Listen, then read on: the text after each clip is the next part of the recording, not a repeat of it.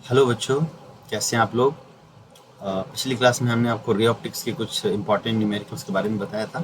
तो चलिए आज हम वेव ऑप्टिक्स की बात करते हैं। वेव ऑप्टिक्स भी एक इम्पॉर्टेंट थोड़ा सा डिफिकल्ट चैप्टर है। तो चलिए बच्चों, हम फटाफट शुरू करते हैं। इसमें जो पहला क्वेश्चन है, देखते हैं इसको। पहला क्वेश्चन आपकी स्क्रीन पर आप देख पा रहे होंगे बच्चों। इस क्वेश्चन में देखिए, यहाँ पर दे रखा है कि to coherent monochromatic light beam of intensity I and 4i। एक तो इंटेंसिटी आई है, दूसरी जो है वो 4i है, right. They are superimpose, what will be the maximum and minimum possible intensities. ये बात पूछी गई है बच्चों। तो अब देखिए कि एक इंटेंसिटी तो है I1, दूसरी इंटेंसिटी है I1 तो I है, दूसरी जो है 4i है। तो देखिए नेट इंटेंसिटी का ये फार्मूला होता है I बराबर I1 plus I2 plus 2√I1 I2 cos five. इस फार्मूले में हमने बच्चों मैक्सिमम इंटेंसिटी के लिए फाइव लिख दिया 0, तो जो है cos 0 1 से ये 9i आ गया। दूसरे केस में जो है ना मिनिमम इंटेंसिटी है। मिनिमम इंटेंसिटी तब होती है जब दो वेव अपोजिट फेस में मिलती हैं, यानी कि 180 डिग्री का फेज डिफरेंस, तो मिनिमम होता है। वो हमने लिख दिया, तो इसको हमने cos 180, फिर ये आई आ गया। यानी कि मैक्सिमम इंटेंसिटी होगी 9i, मिनिमम इंटेंसिटी होगी आई। ये तब की बात है जब जो है जो दो हमने इंटरफ्रेंस के लिए सोर्स लिए हैं, एक से आने वाली सोर्स की जो इंटेंसिटी है वो आई है, और दूसरे आने वाले सोर्स जो कोहेरेंट सोर्स है उसकी इंटेंसिटी 4i है बच्चों। I1 आई है और I2 4i है। हम बराबर इंटेंसिटी दे सकते हैं, जैसे YDSC जो एक्सपेरिमेंट आगे आएगा उसमें हम इंटेंसिटी बराबर भी लेते हैं, लेकिन इस क्वेश्चन में इंटेंसिटी अलग अलग दे रखी है बच्चों। तो आपने देखा कि मेन जो इंटेंसिटी का फार्मूला है उससे ये क्वेश्चन सॉल्व हो गया। चलिए अब हम बच्चों बात करते हैं जरा अगले क्वेश्चन की। बच्चों ये क्वेश्चन जो है बहुत ही ज़्यादा इम्पोर्टेंट है और बहुत ज़्यादा बार पेपर में पूछा गया है। इसको मैंने एग्जाम्पल 2 मोस्ट इम्पॉर्टेंट क्वेश्चन है बच्चों। इस क्वेश्चन में क्या कहा गया है कि यंग्स डबल स्लिट एक्सपेरिमेंट का क्वेश्चन है। मोनोक्रोमेटिक लाइट लैम्डा इस्तेमाल करी गई है और स्क्रीन पर जब दो वेव मिलती हैं तो जब उनमें पाथ डिफरेंस है लैम्डा, तो नेट इंटेंसिटी स्क्रीन पर के यूनिट है। और पूछा गया है कि अगर पाथ डिफरेंस λ/3 हो जाए तो इंटेंसिटी कितनी हो जाएगी। This is a very very important question. के टर्म में आंसर आएगा k/4। तो बच्चों चलिए देखिए कि किस टाइप से इसको करना है। पहले हमने नेट इंटेंसिटी का फॉर्मूला लगाया I1 plus I2 2√I1 I2 cos five. उसके बाद ऊपर देखिए हमने बोला कि जो पहला केस है, केस फर्स्ट, इसमें दे रखा है पाथ डिफरेंस लैम्डा। ये देखिए पाथ डिफरेंस लैम्डा दे रखा है यहाँ पर, पाथ डिफरेंस लैम्डा। और जब पाथ डिफरेंस x होता है लैम्डा तो फेज डिफरेंस आता है 2π। अब इसमें एक फार्मूला है जो 11th क्लास का फार्मूला है और 12th क्लास में हम इस्तेमाल करते हैं इसको, कि phase difference is equal to, phase difference five है, पाथ डिफरेंस x है, तो phase difference is equal to 2π/λ into path difference. और जब हमने पाथ डिफरेंस को लिया लैम्डा, तो बच्चों ये लैम्डा से लैम्डा कट गया, फेज डिफरेंस आ गया 2π। तो जब फेज डिफरेंस 2π तो इंटेंसिटी कितनी होगी, हमने ये फार्मूला लगा दिया। यहाँ पे देखिए I1 I2 को I ले लिया हमने, क्योंकि YDSC में दोनों जो मोनोक्रोमेटिक सोर्स होते हैं उनकी इंटेंसिटी सेम ली गई है। तो I1 I2 को I ले लिया हमने YD एक्सपेरिमेंट में, YDSC में। तो I नेट हो गया I1 की जगह I, I2 की जगह I, यानी कि I plus 2√I into I square से I आ जाएगा cos 2π। बच्चों cos 0 1 होता है, cos 2π भी 1 होता है, तो 2i प्लस 2i है 4i आ गया। और इसके बाद जब 4i आ गया तो हमने इस नेट इंटेंसिटी को k लिख देना है। क्यों? क्योंकि क्वेश्चन में कहा गया है कि जब path difference lambda, phase difference 2π, तो इंटेंसिटी k है। तो हमने क्या कर दिया, इस बार नेट इंटेंसिटी को k लिख दिया एज पर क्वेश्चन। यानी कि क्वेश्चन बन गई कि k बराबर 4i, पहला केस। अब दूसरा केस देखिए, आपसे पूछा है कि जब पाथ डिफरेंस होगा λ/3 तब इंटेंसिटी कितनी होगी। तो चलिए अब हम केस 2 देखते हैं। केस 2 में पाथ डिफरेंस है λ/3, फिर हमने ये फार्मूला लगाया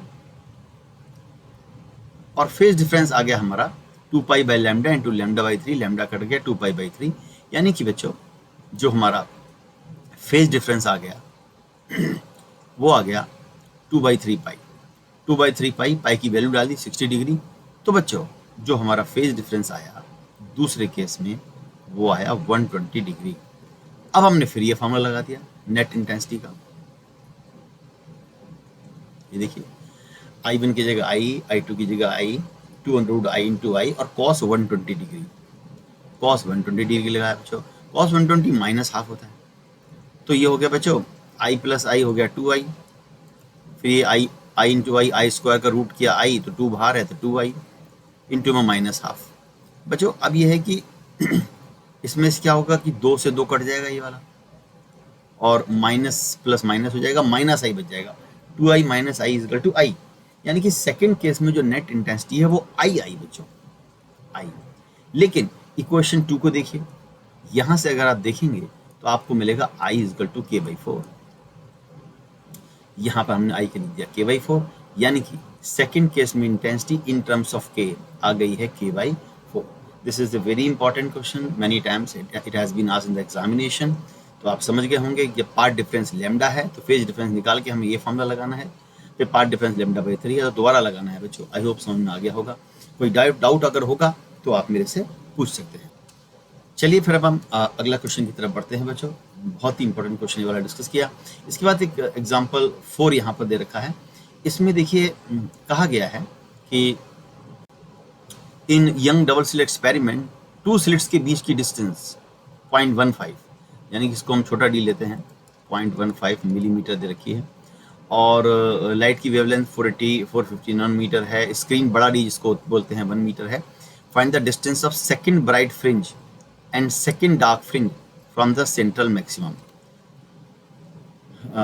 मतलब डिस्टेंस यानी कि position of second bright fringe, fringe की विड्थ नहीं पूछी है, पोजीशन पूछी है बच्चों, और डार्क की भी पूछी है ना। तो अब क्या है कि आप इसको कर लेंगे, लेकिन एक बात और भी पूछी है इसमें, how will the fringe pattern will change if the screen is moved away from the slits. तो प्यारे बच्चों मैं आपको बता दूं कि पोजीशन या डिस्टेंस ऑफ nth ब्राइट या nth डार्क का एक फार्मूला होता है yn is equal to n d lambda upon d. देखिए मोनोक्रोमेटिक लाइट अगर इस्तेमाल करते हैं हम YDSC में, तो एक जैसी मोटाई की एक जैसी इंटेंसिटी की फ्रिंजेस आती हैं। अगर मैं आपसे कहता हूं कि यहाँ पर ये सेंट्रल ब्राइट है, देखिए दो YDSC में 2 सोर्स होते हैं, कोहेरेंट सोर्स होते हैं, S1 और S2। मान लीजिए ये nth ब्राइट है, तो nth ब्राइट की जो सेंटर से पोजीशन होती है ना बच्चों yn, उसका फॉर्मूला होता है n d lambda upon small d. और ऐसे ही मैं कहता हूं कि मान लीजिए ये जो है ये हमारी डार्क है ये, तो डार्क की पोजीशन को अगर मैं कहता हूं चलो y एन डैश, तो इसका फार्मूला होता है y n dash is equal to 2n minus 1 d lambda upon 2d। लेकिन यहाँ पर n होता है 1 2 3 एंड सो ऑन, लेकिन यहाँ पर n जो है वो 0 से शुरू होता है। तो बच्चे ये पोजीशन है। तो इसमें हमें पूछा है सेकंड ब्राइट, n बराबर 2 लिख देंगे। ये देखिए yn लिखा, n की जगह 2 लिखा, तो 2d lambda upon small D. Small D जो है ये दोनों कोहेरेंट सोर्स के बीच की डिस्टेंस है। तो बच्चों ऐसे ही 2d लैम्डा अपॉन डी हमने सेकंड ब्राइट के लिए लगाया। मैंने y के टर्म में क्लास में पढ़ाया था, इन्होंने y को x बोल दिया, कोई फर्क नहीं पड़ता। 2d lambda upon small D 2, और ये अपनी जो है लैम्डा 450 नैनोमीटर है, 10 के पावर माइनस से मल्टीप्लाई करना पड़ेगा, और जो कैपिटल डी वो 1 मीटर है, ये एज इट इज आ जाएगा, और स्मॉल डी 0.15 मिलीमीटर है बच्चों। तो 0.15 मिलीमीटर को आप करेंगे तो ये आ जाएगा 1.5 इंटू 10 की पावर माइनस 4। यहाँ वैल्यू डालेंगे, सॉल्व करेंगे बच्चों, तो इतना आंसर आएगा। इसको आप 6 मिलीमीटर कह सकते हैं। ये nth ब्राइट की फार्मूले से हमने सेकंड ब्राइट की पोजीशन निकाली, ऐसी सेकंड डार्क की पोजीशन निकालनी है तो ये फार्मूला लगाएंगे। इसमें n बराबर 2 लिखेंगे तो आंसर आएगा सेकंड ब्राइट की position 3d D lambda upon small d, यहाँ लगाएंगे, ये आंसर फिर आ जाएगा बच्चों। और फिर बीटा बराबर फ्रिंज विड्थ का फार्मूला ये होता है, ये डी के प्रोपोर्शनल है। अगर आप स्क्रीन को दूर करेंगे तो बड़ा डी बढ़ जाएगा और बीटा बढ़ जाएगी, यानी कि if the screen is moved away from the coherent sources, then capital D will increase and the beta will increase, the fringes will become thicker. तो this is also a very important question बच्चों। चलिए अब हम जल्दी से अगले question की तरफ बढ़ते हैं बच्चों। अगला क्वेश्चन है इन YDIC स्लिट्स आर सेपरेटेड इतने इतने इतने, और इसमें सीधे सीधे आपको जो है ना बच्चों स्लिट्स आर स्मॉल डी दे रखा है, कैपिटल डी दे रखा है, फ्रिंज विड्थ यानी कि बीटा की वैल्यू दे रखी है, सॉल्व करके आंसर आएगा। लेकिन एक बात ध्यान रखना बच्चों कि जो कोहेरेंट सोर्स के बीच की डिस्टेंस है डी, ये मिलीमीटर में है बदलेंगे, कैपिटल डी सेंटीमीटर है बदलेंगे, बीटा सेंटीमीटर में बदलेंगे, और D lambda upon D fringe width का फॉर्मूला यहाँ से आ जाएगा बच्चों। इस न्यूमेरिकल से आपने ये सीखा कि आपको यूनिट हमेशा ऐसा ही सिस्टम देना है और बदल के करना है। चलिए अगले क्वेश्चन चलते हैं। क्वेश्चन नंबर 6 देखिए। इस क्वेश्चन में बच्चों देखिए, इस क्वेश्चन में आ गया कि देख सकते हैं आप बच्चों, इसमें देखने वाली बात यह है कि क्वेश्चन में कहा गया है ए स्लिट यानी कि सिंगल स्लिट है ऑफ विड्थ 3D। यहाँ मैं एक बात बता दूं आपको कि जो YDIC इंटरफ्रेंस होता है बच्चों, उसमें दो कोहेरेंट सोर्स होते हैं और दोनों के बीच की जो डिस्टेंस है उसे स्मॉल डी लिया जाता है।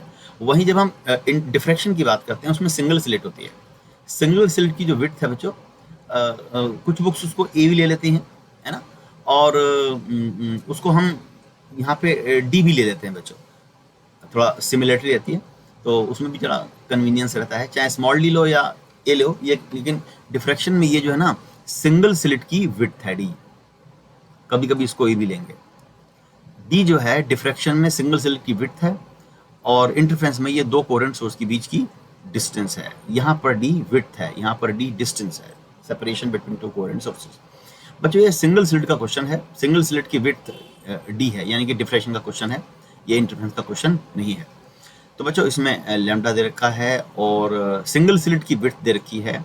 आपसे पूछा है कि for what value of D will the first maximum fall eight an angle of diffraction 30 degree.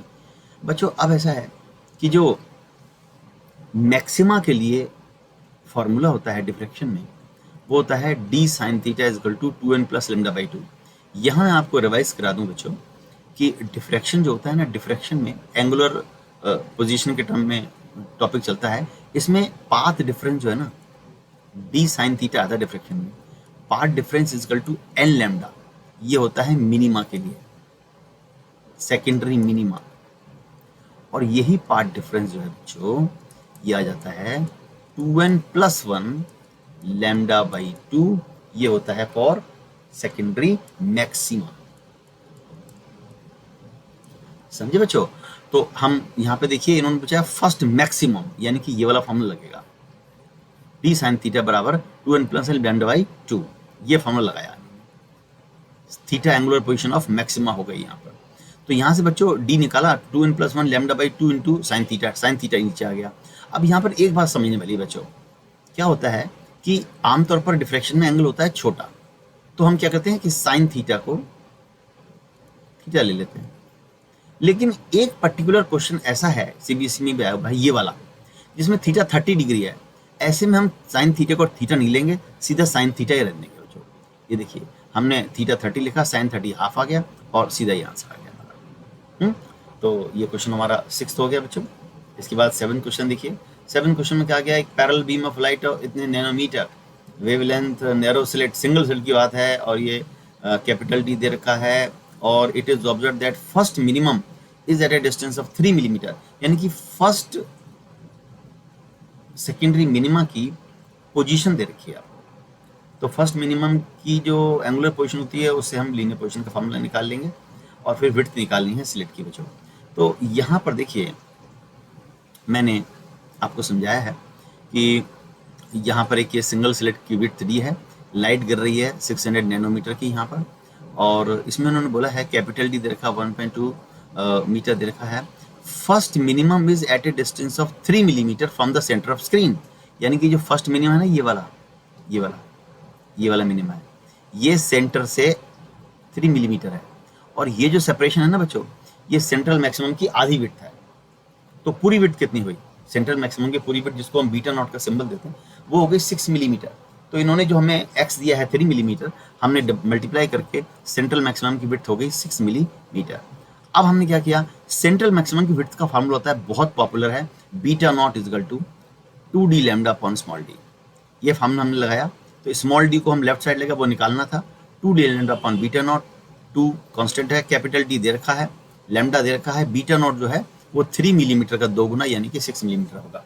इस तरीके से आप इसको सॉल्व कर लेंगे। बहुत अच्छा क्वेश्चन है ये वाला भी, 7वां। इसके बाद अगले क्वेश्चन पे चलते हैं, 8वां क्वेश्चन देखते हैं बच्चों। 8वें क्वेश्चन में क्या क्या है, determine the angular separation between central maximum and first order secondary maximum of the diffraction pattern due to single slit.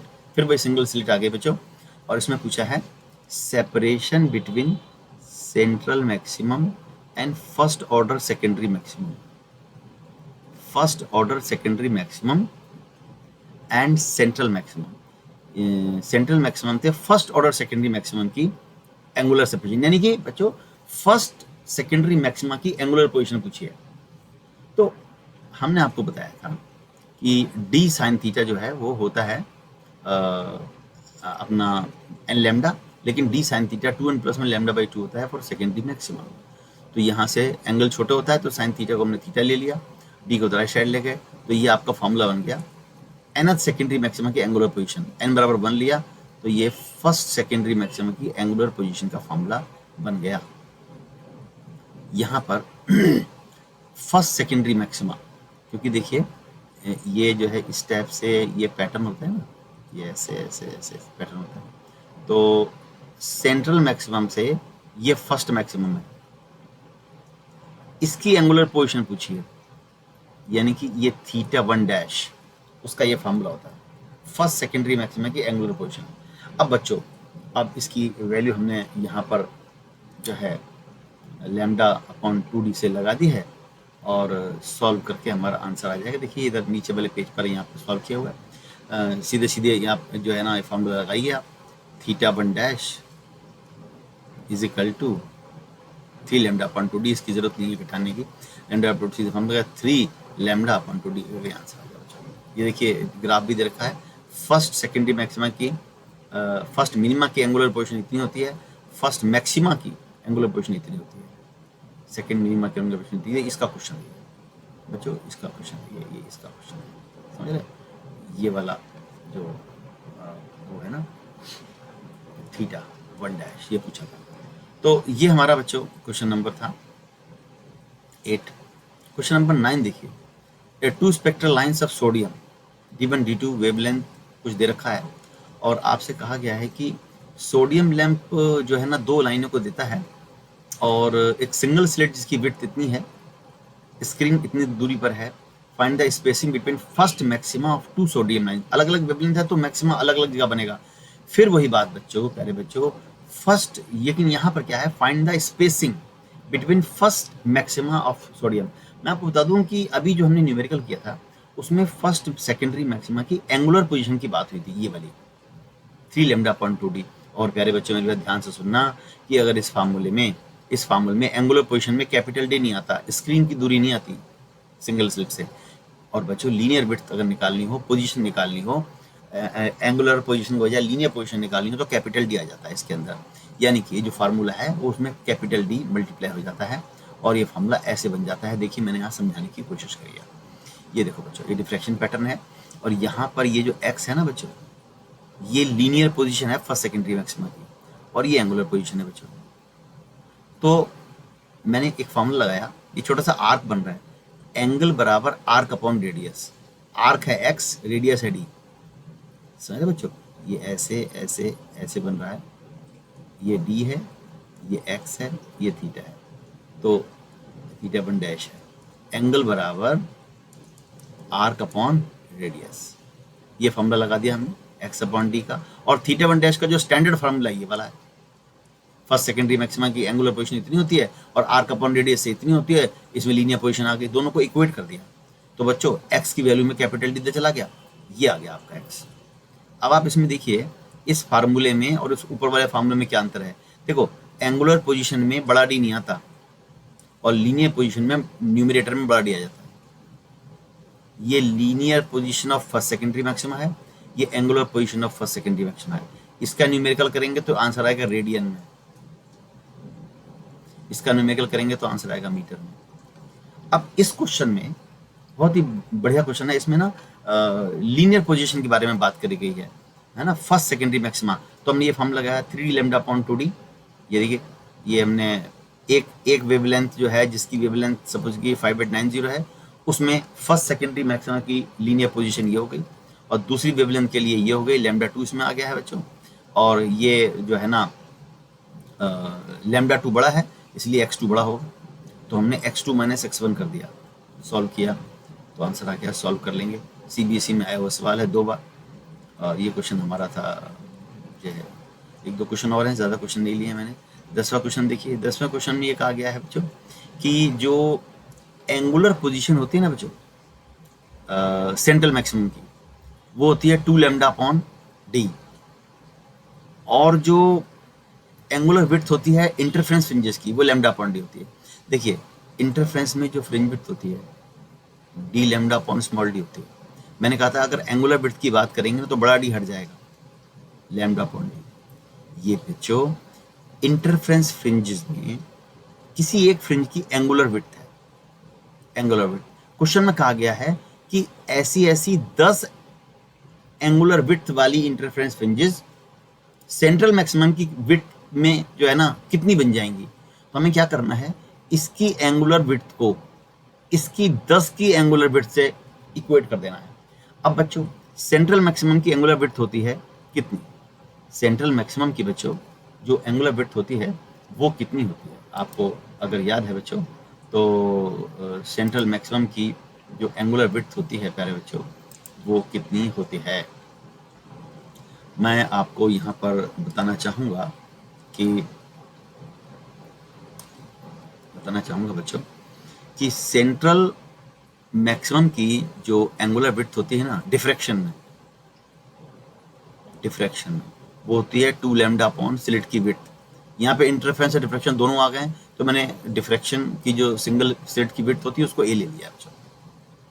और angular width of interference fringes वो होती है λ/d, और 10 की बात करेंगे तो 10λ/d। समझे, यहाँ पे जो ये स्मॉल डी है ये दो कोहेरेंट सोर्स के बीच की डिस्टेंस है, ये जो है सिंगल स्लिट की विड्थ है। अब दोनों को हमने इक्वेट कर दिया, यानी कि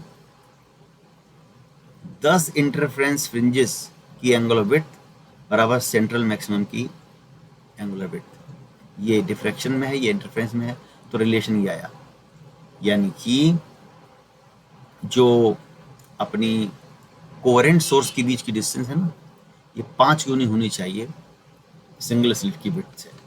ये CBSE सैंपल पेपर में क्वेश्चन थोड़ा सा टिपिकल क्वेश्चन है, क्योंकि इसमें इंटरफेरेंस डिफ्रैक्शन दोनों आ गए हैं बच्चों 10वें क्वेश्चन में। ऐसे ही प्यारे बच्चों यहाँ देखते हैं 11वां क्वेश्चन। 11वें क्वेश्चन में ये कहा गया है कि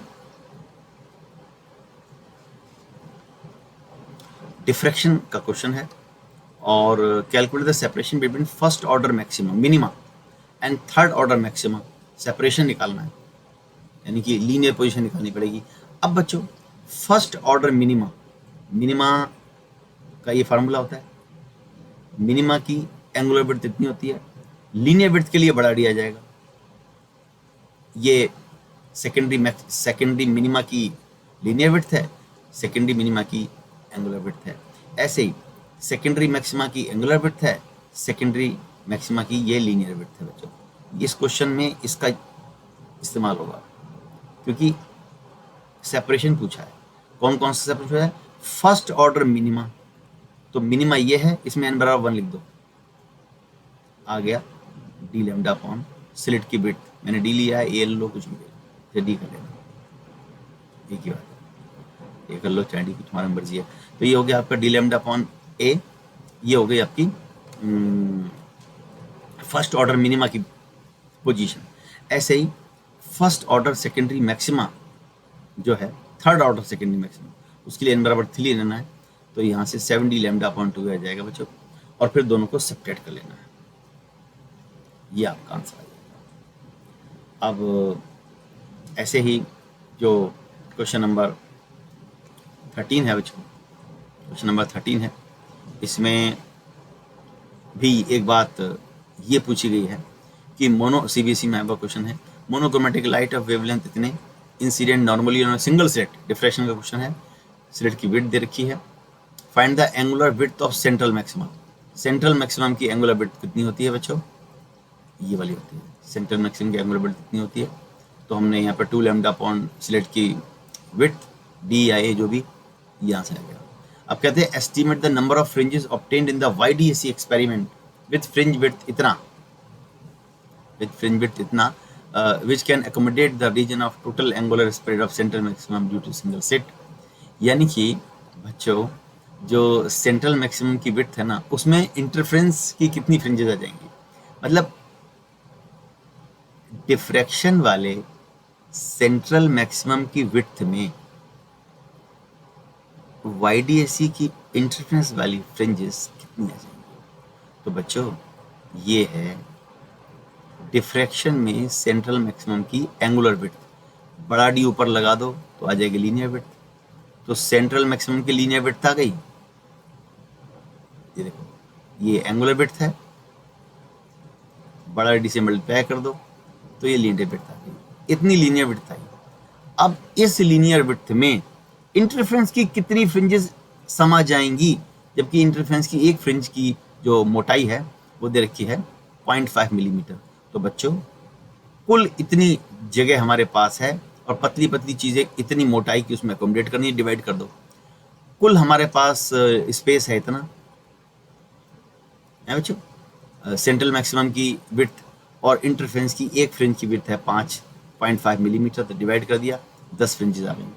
कहने का मतलब यह है कि जैसे ये सेंट्रल मैक्सिमम की विड्थ है डिफ्रैक्शन में, और इंटरफ्रेंस की फ्रिंजेस जैसे 1 2 3 4 5 ऐसे, यानी कि 10 फ्रिंजेस इसमें आ जाएंगी सेंट्रल मैक्सिमम की विड्थ में। ये क्वेश्चन दे रखा है, ये 13वां क्वेश्चन है।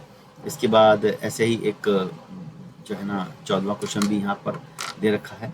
इसमें 2 वेवलेंथ सोडियम की दे रखी हैं और सिंगल स्लिट की विड्थ दे रखी है, स्क्रीन की दूरी दे रखी है, और आपसे पूछा है कि first maximum of diffraction pattern का सेपरेशन निकालो। अलग अलग वेवलेंथ है तो अलग अलग जगह बनेगा बच्चों, हैं। तो आप ये देखिए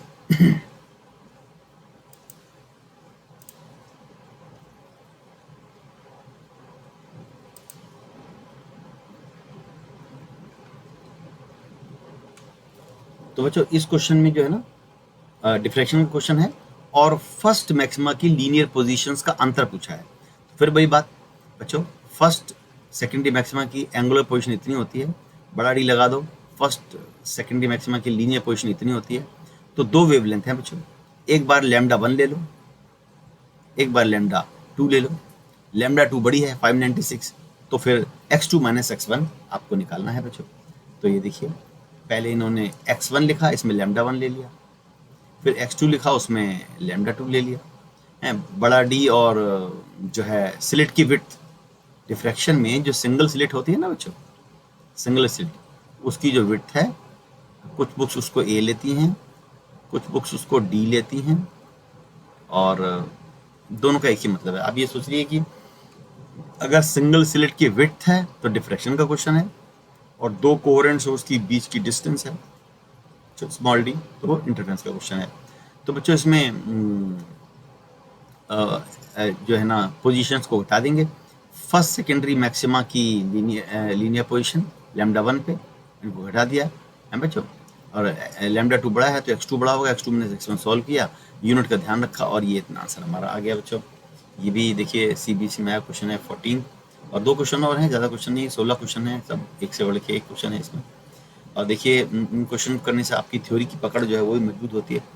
इसमें बच्चों एक बात, ये 15 क्वेश्चन भी CBSE में आया हुआ है, इसमें ये कहा गया है कि 2 वेवलेंथ हैं, एक 800 नैनोमीटर, 600 नैनोमीटर, तो अलग अलग वेवलेंथ है बच्चों, तो उनकी जो फ्रिंज विड्थ भी अलग अलग होगी।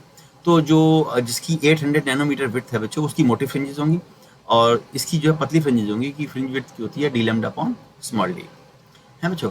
अब ये कह रहे हैं कि किस पोजीशन पे जाके दोनों की जो मैक्सिमम है ना, सेंट्रल मैक्सिमम ब्राइट फ्रिंज, वो ओवरलैप करेगी, तो इसकी फ्रिंज मोटी बनेगी, इसकी पतली बनेगी। हो सकता है कि इसकी 6 जो है ना बच्चों, इसकी 6 हो, इसकी 7 हो, इसकी 7 फ्रिंज बने, उतने में इसकी 8 बन जाए, क्योंकि ये पतली फ्रिंज है। तो हम क्या करेंगे, हम कहते हैं कि मान लो सेंट्रल से x डिस्टेंस पर ऐसा होगा कि दोनों जो वेव्स हैं, दोनों अलग अलग वेवलेंथ है ना, उनकी जो ब्राइट फ्रिंज है वो ओवरलैप करेंगी। तो हमने कहा कि ज़्यादा वेवलेंथ वाली जो लाइट है ना बच्चों, उसमें जो nth ब्राइट की पोजीशन हो गई वो हो गई n d lambda upon small d. मैं आपको बता चुका हूँ प्यारे बच्चों कि n d lambda upon small d ये पोजीशन ऑफ nth ब्राइट होता है। इसमें वाई एन बोल देती है कोई बुक, इसको एक्स एन बोल देती है। तो अगर यहाँ पे इन्होंने एक्स एन बोला है तो nth ब्राइट की पोजीशन एक्स एन का फॉर्मूला होता है जो है ना n d lambda upon small d. मान लीजिए हमने बोला कि एक्स डिस्टेंस पे जाकर ओवरलैप करेगी, तो वो एक्स डिस्टेंस जो है उस पर पहली वाली जो वेवलेंथ है उसके लिए n d lambda upon small d, n d lambda upon small d. और इसी पोजीशन पे अगली वाली जो पतली वाली फ्रिंजेस है उसकी एक फ्रिंज फालतू बनेगी, तो एन की जगह n+1 हो जाएगा, एन की जगह n+1 हो जाएगा। जैसे मैंने आपसे कहा कि 1 2 3 4 है ना, ये जो है मैं आपसे कहता हूँ कि स्क्रीन से ये 4 फ्रिंजेस बनती है। अब यहीं पर मैं ये कहता हूँ कि जो दूसरी फ्रिंजेस है, दूसरी जो वेव है ना बच्चों, मैं ये कहता हूँ कि यहाँ पर ओवरलैप करके 1 2 3 4 और 5, यानी कि पतली वाली जो कम वेवलेंथ वाली है उसकी 5 और ज़्यादा वेवलेंथ वाली की 4 बनेगी। तो इसीलिए हमने बोला कि मान लीजिए एक्स डिस्टेंस पर ऐसा होता है, तो इस एक्स डिस्टेंस में इसकी बनेंगी 4 नीली वाली की और इसकी बनेंगी 5। तो इसलिए एक्स पर एक हो गया n lambda 1 n d lambda 1 upon small d, यहाँ पर एक फालतू n+1 है। इन दोनों को इक्वेट किया हमने बच्चों तो बहुत कुछ कट गया, और कटने के बाद साथ सोचिए इसको इक्वेट कर दिया हमने दोनों इक्वेशंस को, तो देखिए डी बाई डी तो कट गया और एन लैम्डा 1 बराबर n+1 लैम्डा 2, यानी कि n इंटू 800। लैम्डा 1 है मोटी वाली फ्रिंजेस यानी कि ज़्यादा वेवलेंथ वाली, n इंटू 800, n+1 600, तो इनको इक्वेट किया हमने तो n आ गया 3। यानी कि बच्चों जो तीसरी फ्रिंज है ज़्यादा वेवलेंथ वाली की है बच्चों, जहाँ पर वो बनेगी वहीं पर ही ऐसा होगा कि दोनों मैक्सिमम कोइंसाइड करेंगी बच्चों।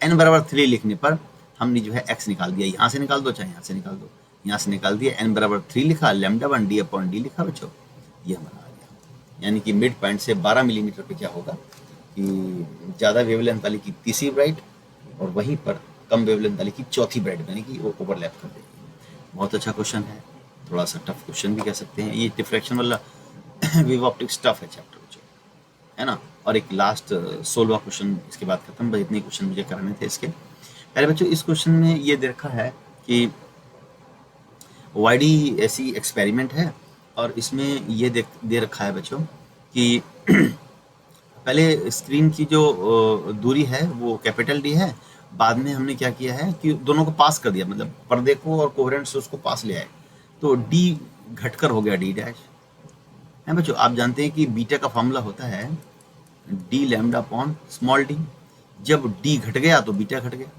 पहले फ्रिंज विड्थ थी बीटा, अब हो गया बीटा डैश है बच्चों।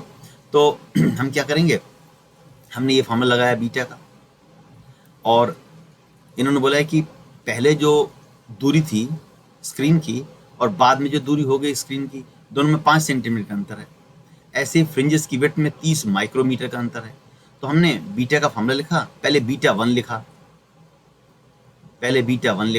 तो यहाँ बीटा 1 लिखा, तो जो है मतलब बीटा और बीटा डैश, बीटा का ये फार्मूला हो गया, बीटा डैश में यहाँ पर डी डैश आ गया क्योंकि डी वेरी कर गया ना, लैम्डा वही है, छोटा डी वही है।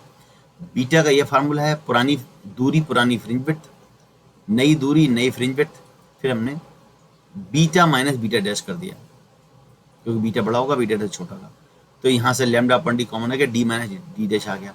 अब ये बीटा माइनस बीटा डैश यहाँ दे रखा है 30 माइक्रोमीटर, माइक्रोमीटर को मीटर में बदलेंगे। ऐसे ही ये है D minus D dash 5 centimetre.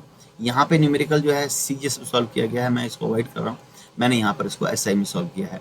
ये वाला जो फार्मूला है इसके बाद मैंने ये ना करके मैंने यहाँ पर सॉल्व करना शुरू किया।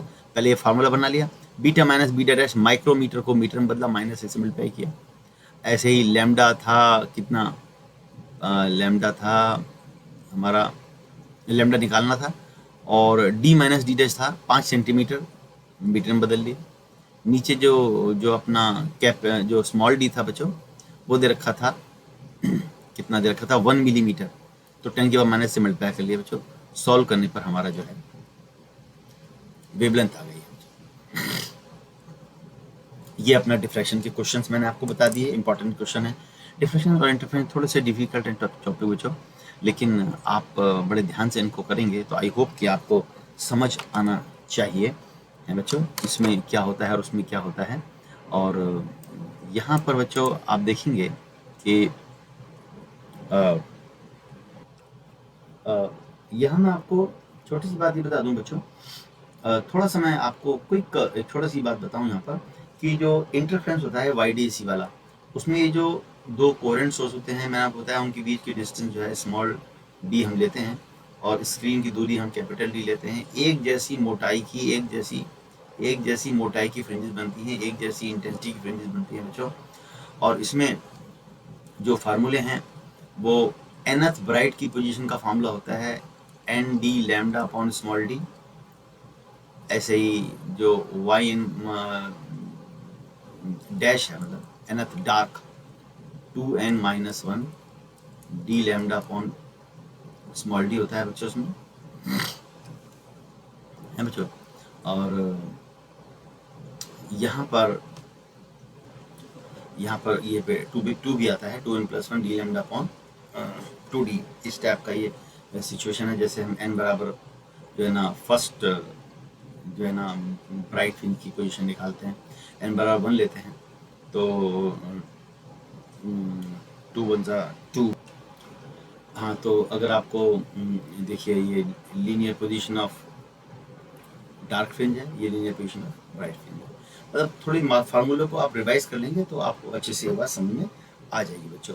तो चलिए अब हम बात करते हैं कुछ कॉन्सेप्चुअल क्वेश्चंस की, जो यहाँ पर मैं आपको संग डिस्कस करूँगा। 5-7 सिंपल क्वेश्चन है, लेकिन पेपर में आने वाले क्वेश्चन है बच्चों ये। तो ये देखिए बच्चों, एक पहला क्वेश्चन देखिए कि when monochromatic light travels from one medium to another, wavelength changes but frequency not changes. देखिए फ्रीक्वेंसी जो होता है it is a characteristic of source, है ना। सोर्स से आने वाली लाइट अगर एक मीडियम में दूसरे मीडियम में जाएगी तो सोर्स तो वही है ना, तो वो नहीं बदलेगी। That's why it's main constant, but wavelength is a characteristic of medium, so wavelength and velocity both change, है ना बच्चों। ये पहला क्वेश्चन इंपॉर्टेंट है। इसका दूसरा देखिए, YDAC experiment, 2 slits are illuminated by 2 light source of same wavelength, will you observe interference? तो बच्चों वेवलेंथ तो बराबर है, लेकिन फेज डिफरेंस आप जानते हैं वो कांस्टेंट नहीं होगा। तो no, because 2 independent source of light can not be coherent even when light emitted by them is same wavelength. ऐसे ही ये जो है ना तीसरा क्वेश्चन है, और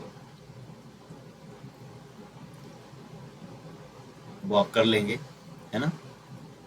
ये कुछ मैंने सेलेक्टिव क्वेश्चंस इसमें दिए हैं बच्चों, आंसर भी साथ साथ दिए गए हैं। हाँ, इसमें जो ये वाला 10th क्वेश्चन बच्चों ये बहुत ही ज़्यादा इंपॉर्टेंट है, तो इसको हम एक बार डिस्कस कर लेते हैं। हालांकि ये थ्योरी का क्वेश्चन है, लेकिन कई बार आता है कि YDAC एक्सपेरिमेंट में screen is moved away from the plane, तो जो बीटा का फॉर्मूला होता है ना बच्चों, d lambda upon small d, ये बहुत ज़्यादा आता है कि अगर स्क्रीन को दूर करोगे कैपिटल D बढ़ जाएगा, बीटा बढ़ जाएगा, फ्रिंजेस विल बी थिकर, मोटी फ्रिंजेस जाएंगी। मोनोक्रोमैटिक लाइट को हटाकर कम वेवलेंथ की लाइट डाल दोगे तो beta is directly proportional to lambda, अगर वेवलेंथ घटेगा तो फ्रिंज की विड्थ घट जाएगी। अब मोनोक्रोमैटिक लाइट को व्हाइट से रिप्लेस कर दोगे, व्हाइट लाइट में 7 कलर होते हैं, तो उसमें फिर सिंगल कलर की फ्रिंजेस नहीं बनेगी, मल्टी कलर की फ्रिंजेस बनेगी। और उसमें से आप जानते हैं कि लैम्डा रेड जो है ज़्यादा होता है लैम्डा वायलेट से, वायलेट की फ्रिंज पतली होगी, रेड की फ्रिंज मोटी होगी बच्चों। और width of the source slit is made wider, है ना। सोर्स स्लिट की जो विड्थ है बच्चों, जो मेन पीछे सोर्स होता है उसको हम वेरी करेंगे। सारे आंसर इसमें दे रखे हैं बच्चों। इसमें एक तो ये वाला वेरिएशन डी लैम्डा और स्मॉल डी ये सबसे ज़्यादा आता है, इसको आप पढ़ लेंगे बच्चों, है ना। NCERT क्वेश्चन है ये, सब आंसर यहाँ पर दे रखे हैं, इनको आप पढ़ेंगे बच्चों। ऐसे ही 15 है, सबके आंसर दे रखे हैं यहाँ पर। तो आई होप कि आपको समझ में आया होगा बच्चों। अब आप पढ़िएगा और जो डाउट आए वो मेरे से पूछिएगा।